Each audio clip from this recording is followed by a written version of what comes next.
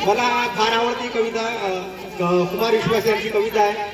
प्रसिद्ध पद्मश्री आहे कुमार विश्वास, त्यांची कविता आहे.